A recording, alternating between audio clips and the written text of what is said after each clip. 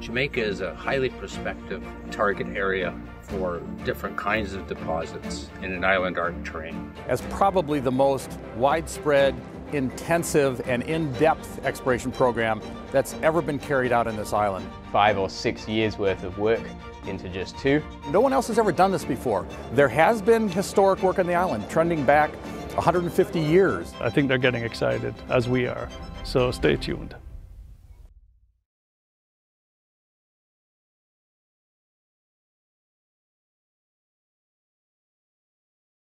Good day. My name is Sophie Spartalis and welcome to today's panel. At what stage in the gold bull run are we in, and how should investors change their strategies as a result? According to S&P Market Intelligence in 2020, the ASX mining sector raised $8.78 billion of capital, the highest ever, and for the first time beat the TSX. I note that the previous ASX mining high was just post the GFC at $7.72 billion. Further, there were 29 mining IPOs in 2020, with the ASX doing 24 of them. That's 83%. The ASX has the best valuations currently and is clearly currently number 1 in the world for sourcing risk capital for mining. So against this backdrop, I would like to welcome and introduce our panelists for today. We've got Hedley Widdup, Executive Director at Line Selection Group. We've got John Forwood, Director, Lowell Resources Funds Management. Liam Twigger, Managing Director of PCF Capital. And Ahmad Saleem, Research at Ibaera Capital. So with that, let's get started into these questions. Firstly, for Hedley, can we just talk through gold and how it's thrilled investors with its run to an all-time high of $20.63 per ounce in early August 2020? However, now gold has dropped to below $1,700 per ounce and is threatening to go lower.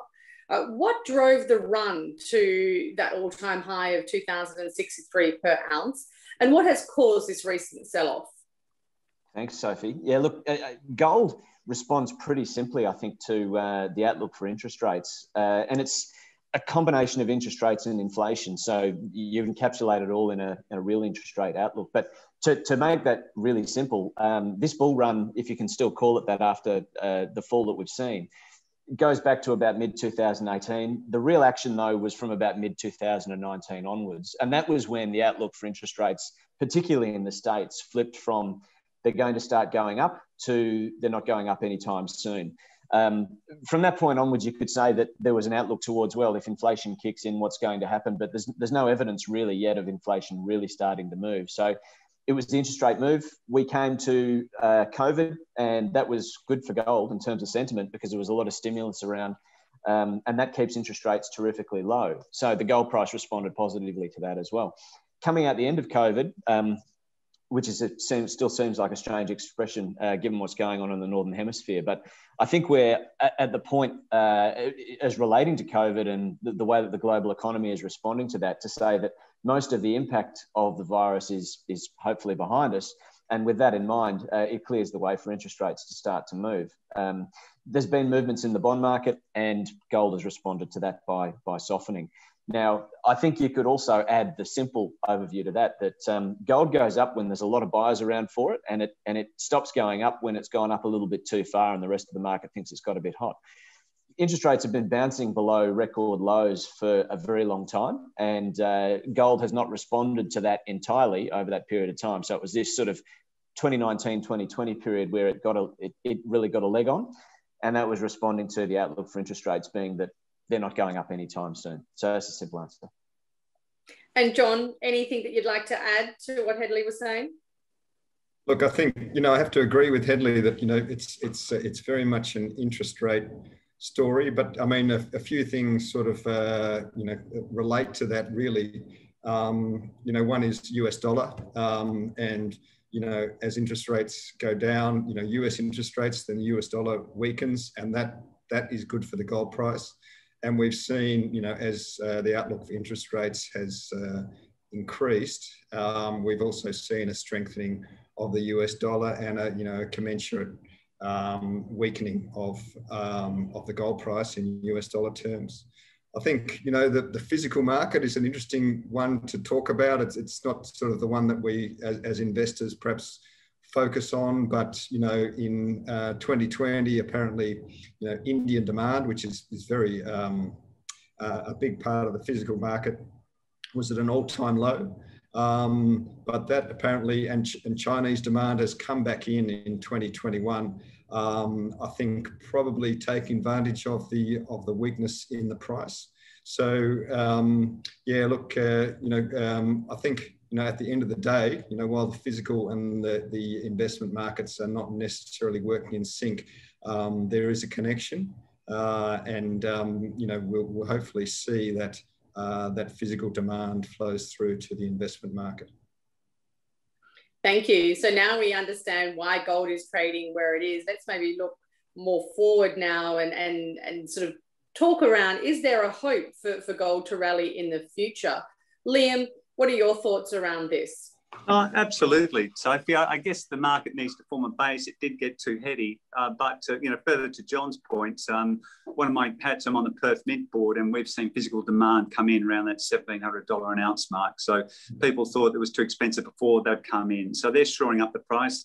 I think technically 1650 is an important level. Hopefully we won't test that. If it goes through that, it goes lower. But I think hopefully we'll form a base around here, and I'm very optimistic. It was just some profit taking and a whole swag of that from people who made money pre-COVID. Now with the uptick in interest rates, there's a window to take some profits, but I expect the market to bounce back pretty strongly. And Ahmad, your thoughts around gold going forward? Yeah, similar to what Liam said. I think, yeah, the gold price spike related to COVID, I think, yeah, there was a different type of behavior in that sense, in that kind of economic uncertainty period, and, you know, what was happening globally in financial markets. I think now, you know, we're getting to kind of a base, and now it's more going to be around, you know, kind of the main kind of fundamentals on the market. You know, if you look at kind of what people are predicting, you know, they're still predicting the gold price to go up. You know, it shouldn't hang around this level.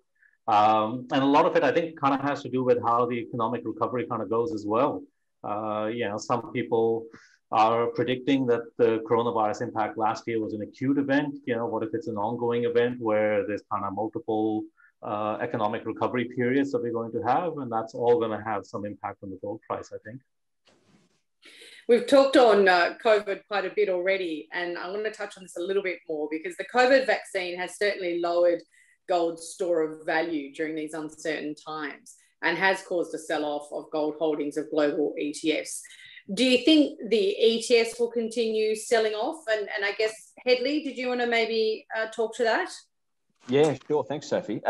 Look, the ETFs are an interesting one because if you wind back the clock 10 years or more, ETFs as a seller of gold or a buyer of gold didn't exist. So they weren't an overhang on the market, and they weren't something that you could use to say, well, hey, the market is really getting enthusiastic about gold. So whilst the trading of ETFs tends to mirror what's going on with the gold price, you know, it can be hard to say which drives the other.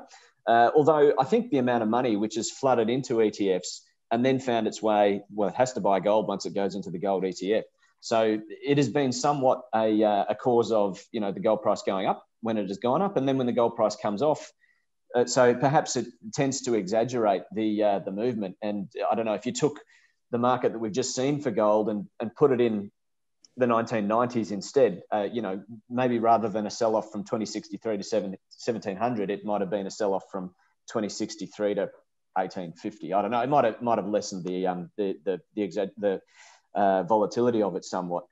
So I think that we're probably likely to see some softening of ETF buyers, but I would say that what Liam said before about where the physical demand comes in, about 1700, is going to be reflected pretty strongly in the ETF market. Not to say that they're exactly the same people, but it's exactly the same emotion which drives that. When gold appears to be cheap, against the outlook longer term of, well, interest rates probably aren't really going that far, even if they do go positive for a little while. So I think that we'll probably see a little bit of bouncing around that, but, you know, it could be physical buyers taking advantage of them thinking gold is cheap. And of course, an ETF is just a far easier way to do that. There's no blockage whatsoever in trading in an ETF. You don't have to go down to an office or a shop to sell your gold. You can just press a button. which makes it more liquid. No, absolutely. Liam, what about yourself? Do you think that the selling of the ETFs can continue? Look, it's interesting to break down where the selling has come from. And if you looked at the markets being North America, Europe and Asia, the North Americans were the first ones into the gold market and loading up their ETFs. They've been dumping like nobody's business, and 110 tonnes of gold was sold by North American ETFs in November, December, and another 44 odd tonnes in January. So they've been huge sellers. But against that, the European market, they bought 20 tonnes in January, sold a little bit in February, but the Asian market has been net buyers in January, February this year. So, the Americans were, first ones in and first ones out the gate. Europeans are a little more stable, and there's net buying, value buying coming out of Asia. So, it's a good thing, and there are new development in the market, something that we haven't necessarily had to deal with in the past, and they've got quick fingers on the trigger. But I expect a base to form and more money to be coming back into those gold ETFs and some net buying. Liam, just a follow-up there. what do you think will be the trigger for the North Americans to start buying and follow Asia's lead? They've overreacted. Everyone was talking negative interest rates. Then we see the US yield curve sort of pick up, and there's a panic. And I expect there will be an uptick in inflation. And you can't have the amount of stimulus that's been going to be triggered around the world, 1.9 billion in the United States. I mean, if you think of the commodity boom we had in the 2000s, that was pretty much just on the back of China growing and the demand to take China up to the next level. That took commodity prices to record highs. Now we've got a global synchronized push to stimulate their economy. So it can only be good for metals, and it can only mean higher things for inflation. I think that'll be the trigger. I think just to add to your remarks there too, Liam, I mean, gold will react, as we said, to real interest rates. We haven't seen inflation really move. We haven't seen any evidence of that, but there's a perception there's going to be an uptick in it. And I suspect that if you were going to see an uptick in gold price, it would be when inflation figures hit the road, which could be, any time this year. It could be a little bit further out. But coming out of the back end of all the lockdowns that we've had around the world, there's also this pent-up savings, which a lot of economists talk to. People haven't been able to go out and buy things, and there hasn't been as many things produced comparatively to normal years. So there's more money which will be deployed on less goods, which will lead to inflation. And when you see that happen, I think you'll probably see the gold price move again. And by move, I mean substantially, not a little tick up or down. Okay, no, that's awesome. And John, just with ETF selling, as we've been talking about, obviously Bitcoin has also been approaching an all-time high. Do you think gold is still fulfilling its role as a diversifier in the portfolio? Look, I think it is, but the Bitcoin, you can't quantify. It is. I think it is taking something away from the investment in gold. It's almost impossible to quantify what that would be. I was listening to Pierre Lassonde yesterday, and he reckons it's 10 or 15% of the recent correction in the gold price has been due to what's happening in Bitcoin. But look, it's interesting to think about gold's role as a diversifier. Maybe that perception of that has been eroded a bit. During the COVID initial crisis in March last year, gold dropped, sort of 15%. It bounced back very quickly, obviously, and that's something we saw post GFC. Gold got smashed post GFC and then bounced back. So, maybe investors are saying, oh wow, if I want to protect my wealth, perhaps it's just the US dollar that I want to be in, because that was really where the money ran to, in those short, sharp shocks. So, as a diversifier, it is a really under-owned asset.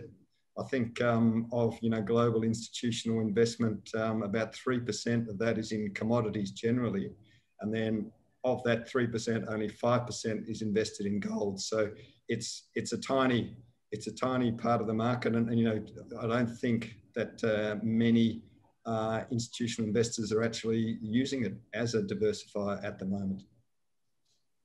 Ahmad, what about the clients you talk to? Do you feel as though that gold is still fulfilling its role as a diversifier in the portfolio? Yeah, I think so. I mean, like fundamentally, I think gold is always a good hedge against inflation and deflation alike. So I think it'll still kind of remain as a good investment in that sense. But I guess the broader question, like, is it an investment that's probably going to give you the same returns that we probably had last year in the COVID? I think that's an opinion that you can have, whether which side of the economic recovery you want to believe in. But then speaking about like Bitcoin, like I guess I find that it's interesting that people kind of compare, like whether Bitcoin is taking some of that money from gold. Like gold essentially functions as a commodity as well as a currency. And a Bitcoin is really attacking it on the currency side. But I think Bitcoin, still probably remains maybe too speculative for a lot of people. Like we see gold prices go up from you hardly ever see gold prices go up from say $1,000 to $10,000 an ounce, whereas Bitcoin does that. So I think it's a fundamentally different market, and I don't think they are, people compare them to say that it's the same dollar going on both sides, but I don't fundamentally think that's the case. Okay, and Liam, just in terms of your views in how Bitcoin is potentially taking money away from the gold market and its role in the portfolio? Look, I just can't see it. I guess when the opportunity cost of holding Bitcoin is nothing and interest rates are zero, I guess every asset has its day. But, for something to be a currency, it's got to be a store of value and a medium of exchange. If you borrowed $1 million worth of Bitcoin to buy a house in January last year, thinking, well, I'll take advantage of that, you'd owe something like $7 or $8 million today. I mean, it's suicide. Would you fund your business borrowing Bitcoin? No, it's not a store of value. It's not a medium of exchange. I guess it's been around for a while. It's having its time in the sun, but ultimately people will see there's nothing behind it. And I've given a parallel between Bitcoin and Donald Trump's comb over. It's been around for a while. It's had its time in the sun, but in the end, there's nothing behind that either. So and I think the point's the same way. And I think the points that Liam are making exactly right. I think, like the interest in Bitcoin comes from the fact that people can kind of speculate and manipulate kind of that price. And like a few agents can kind of do it. But in the end, the gold market, it's a much bigger market. It has much more depth. You can't manipulate it the same way. So I'm not quite sure they're exactly the same markets. In the danger of sounding a bit gold buggy here, I mean, the two are probably separated as phenomenon just by a few thousand years, because gold really doesn't have anything going for it as a genuine, I can hand this over and it has value. People have given it that value, and, it has no other, I mean, it's nice and shiny. I won't take that away from it. And it's lovely to own and look at. But, as far as being functional as an actual currency, it's because it's rare and it's because it has this quite, unique look to it that it made a currency originally, but that required people to believe that it had value and that it could be used to transfer value from place to place. And that's given way to paper currency. Again, there's a leap of faith in attributing any value to paper currency, and it's the same with Bitcoin. So, but I suspect that it's the volatility we're talking here that really takes away from the credibility of Bitcoin as a store of value or as a currency. And like Liam said, I mean, you wouldn't want to have borrowed any, but I think 5 or 6 years ago, you could have bought a pizza or a box of wine, perhaps for one Bitcoin, and you can now buy a Tesla. That's the kind of inflation that, or is that deflation? Either way, it's far too volatile for a currency. And I think it's something which is really interesting to people who live their lives online. There's a whole generation of people who are probably adding to that demand just by the fact that they've seen it go up in value, and they can still perceive that it might go up another 10 times, maybe just double. Either way, it's good for them if they buy it. But it's something which, if it settles out, it might become useful. I suppose the other thing is that if I locked an ounce of gold in a safe and then forgot what the combination was, at least you could still cut the safe open. That's not possible with a Bitcoin. I mean, some poor bugger lost, what was it, $200 million worth of Bitcoin because he forgot his combination.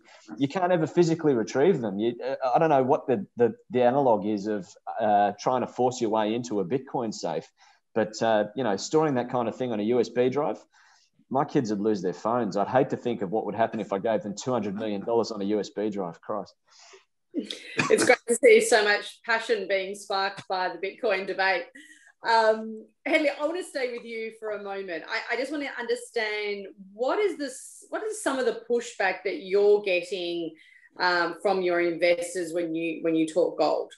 Yeah, so I'm probably going to take a really biased sample here in that the people I talk to tend to have a bit of buy-in on why gold might be interesting and good, and they'll all have their own perspectives, but I suppose they're the people who already believe in gold to some extent, and some more than others.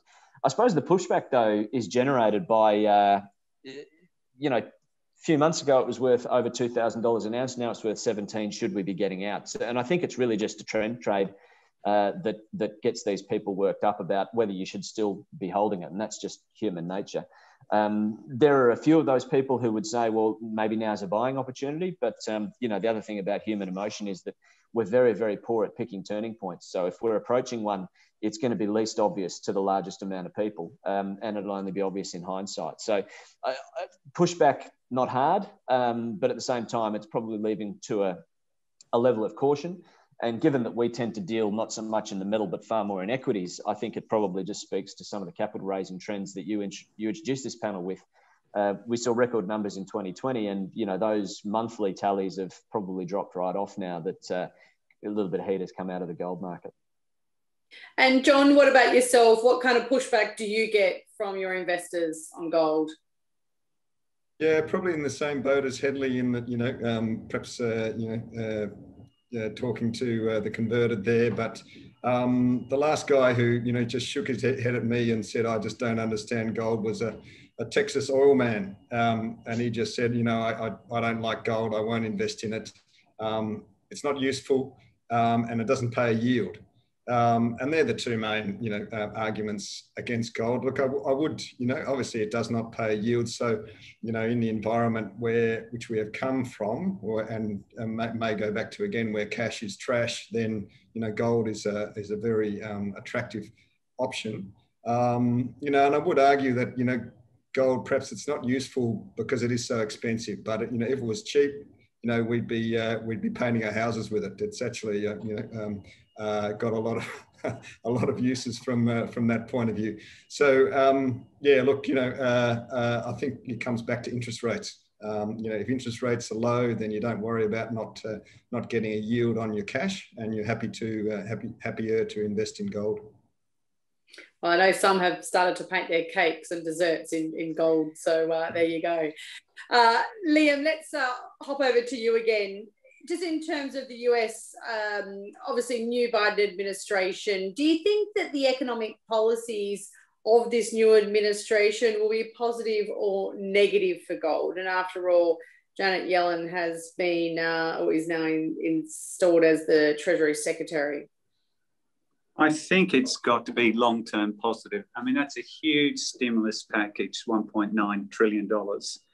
And of the $3 trillion that was spent last year by Donald Trump and to try and stimulate the US economy, half of that was spent, the other $1.5 trillion still in people's bank accounts. So there's a lot of latent interest in expenditure. And I think that's why we're seeing some of these, you know, the millenniums of the world now getting involved in share trading. We're seeing that, you know, there's a lot of spare cash around, and then to have another 1.9 trillion on the back of that, I think it augurs well for construction, for physical metals, for, you know, copper and nickel, and ultimately it will bide well for inflation. Whether Janet Yellen will be quick enough to pull the trigger and push interest rates up, I don't think so.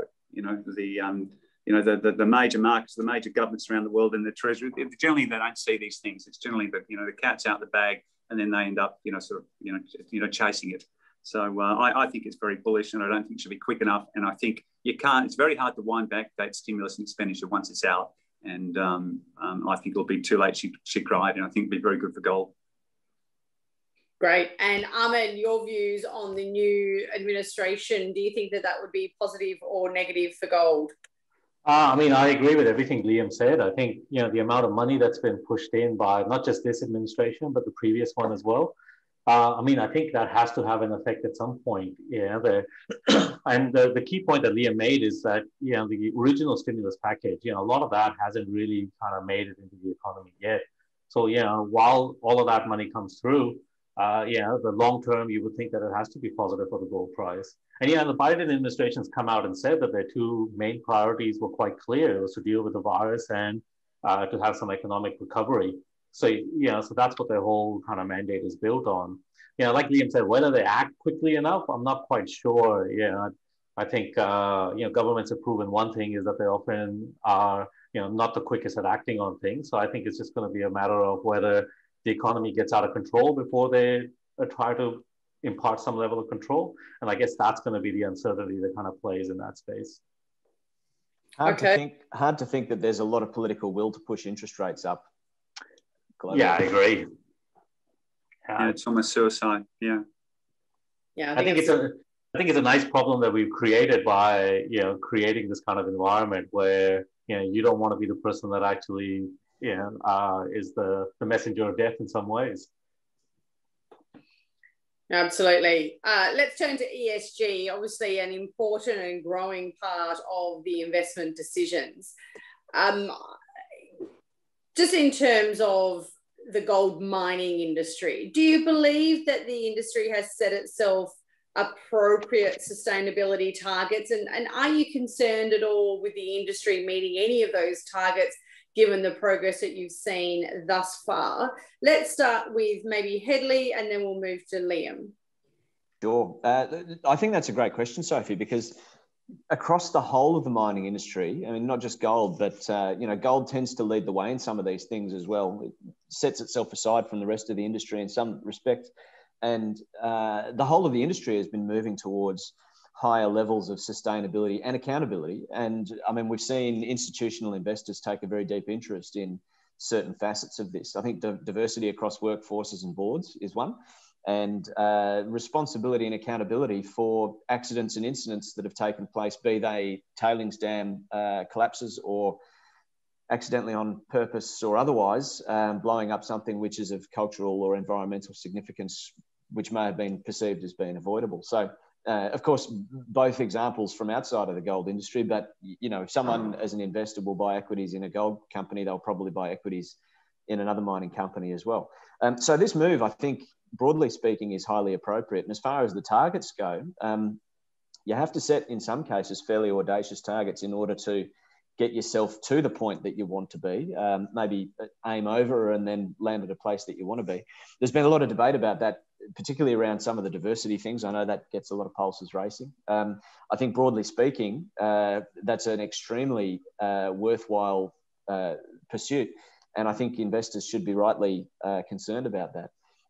The worry is that it will disenfranchise a whole bunch of people who are quite well experienced and could leave the industry for reasons of being overlooked, which is, I think, probably an unintended effect. And I'm talking, of course, about a bunch of males who might be overlooked for positions and become disenfranchised.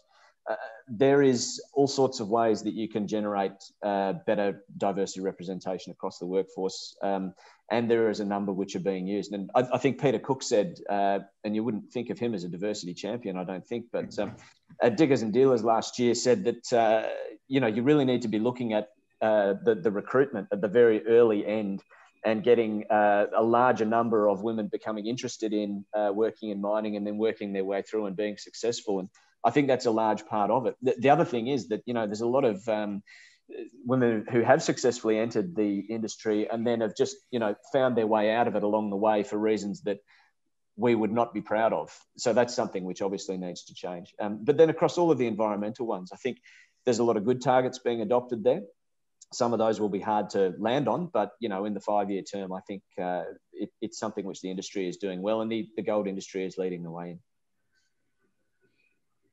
Liam? If I could jump in, yeah. So just on Cookie, he's turned the corner, mate. He's West Gold is one of the few companies that has a female CEO.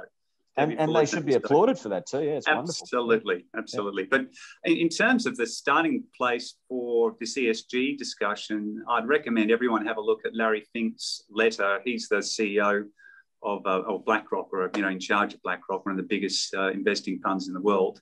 And that sort of says where the world of ESG is going. There was $288 billion invested in sustainability funds last year, and that's galloping towards companies that can show that they've got a good ESG strategy. This sort of moved beyond that. It's where are you with your climate change policy, and where are you on that pathway to being carbon neutral? And those that can embrace that, I think, will end up with a lower cost of capital and more access to funds. And those that can't are going to be, are going to struggle. So it's a big, big thing. Mark Bristow talked about it last night. I saw an interview with Mark Bristow talking about the importance of that and how that's going to separate the mining community. The other thing that mining companies have is how do they report as to their journey on ESG. And, we've got clients that have got 140 pages in their annual report of communities clapping hands and smiling faces and people planting trees. But that's not what's required. You need to adopt, I think, a reporting standard. And there are two that have been, I think, are more commonly used. One's the Sustainable Accounting Standard Boards, or SASB, and the other one is the Task Force for Climate-Related Disclosures, TFCD. And there are two of them. And in sort of 2 or 3 pages, you can set out how you're traveling, and it makes it very easy to compare where you're going. So I'd certainly recommend that, and it's the new way forward. So we have to embrace it. I think the mining sector does embrace it. Probably we don't articulate it as well as we should.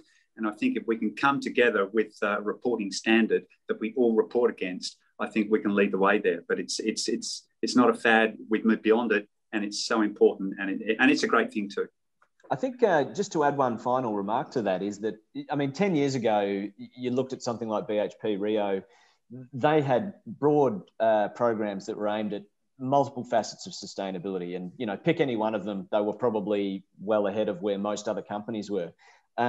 Fast forward to now, and there are a lot of junior companies which are thinking along these lines, whereas they weren't doing, if you were exploring, they were concerned about environmental incidents, and I'm talking high level ones, the kinds of things that can cause an obvious damage if you're drilling, which is very few incidents.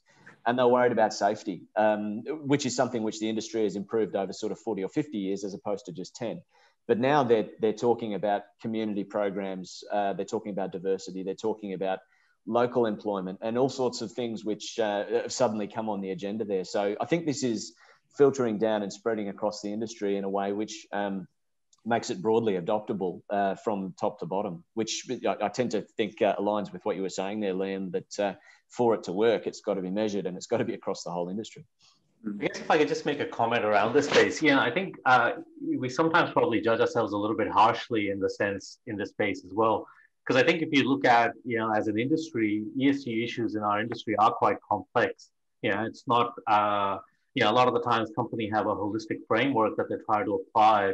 But, depending on where your assets are, ESG issues in South America will be quite different than, say, they are in Australia or in North America. So, so overall, maybe we might have a good holistic framework in organizations, but I think there's still the nuance that has to get worked out in kind of individual areas or individual assets that you have. And so I think maybe we judge ourselves a little bit harshly in this space sometimes because of that, because it did take us a while to kind of figure out how to navigate those issues in kind of the local areas that we worked in.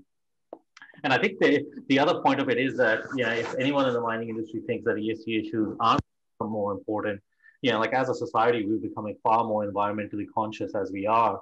And when you think about environmental impact, unfortunately, we tend to be on the top of that pile. So in a world where everyone is becoming more environmentally conscious, I think these issues, like companies are going to be asked these issues more and more. So if you don't have a policy, if you don't have a way of kind of tracking your performance, you will get caught out at some point, and largely from the investor base rather than, from like the social base in some ways. No, absolutely. Let's move to our final question. And Ahmad, let's stick with you on this, because I'm interested to hear on what your view is on what the whole ESG move and cost to move to, whether it be the new reporting standards or whether the cost of doing business in a more ESG friendly world, what that would have on global cost curves. Do you see the industry further investing in technology and automation while trying to, to try and meet these sustainability targets? Like, have you been able to quantify, I guess, the cost for the industry, whether it's gold or the broader industry, around trying to achieve where we want to get to? Yes, I think it's again, it's probably not a simple kind of problem that we're trying to solve. Like if you kind of look at the industry and why it should adopt technology and automation or innovation, the benefit that we'll get is that it will increase productivity, it will reduce costs, and it will improve safety.